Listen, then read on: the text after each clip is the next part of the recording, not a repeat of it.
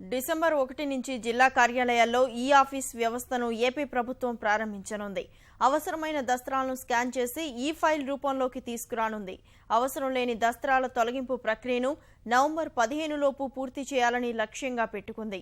ఇందుకోసం ప్రత్యేక డ్రైవ్ నిర్వహించాలని కలెక్టర్లను ఆదేశించిన సర్కారు సీనియర్ ఐఏఎస్లను జిల్లాల ఇన్ఛార్జీలుగా నియమించింది.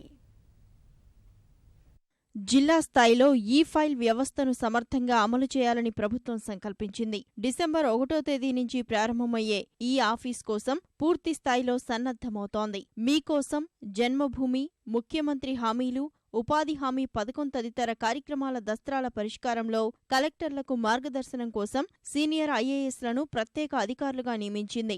జన్మభూమి, మీకోసం ద్వారా వచ్చిన ఫిర్యాదుల పరిష్కారానికి చర్యలు తీసుకోవాలని ప్రభుత్వ ప్రధాన కార్యదర్శి ఎస్పీ టక్కర్ కలెక్టర్లకు ఉత్తర్వులు జారీ చేశారు. పేదలు, అణగారిన వర్గాల సమస్యలపై సత్వర నిర్ణయాలు తీసుకోవాల్సి ఉందన్నారు. ముఖ్యమంత్రి జిల్లాల పర్యటనలో ఇచ్చిన హామీల అమలుపై కలెక్టర్లు ప్రత్యేక శ్రద్ధ పెట్టాలని సీఎస్ నిర్దేశించారు.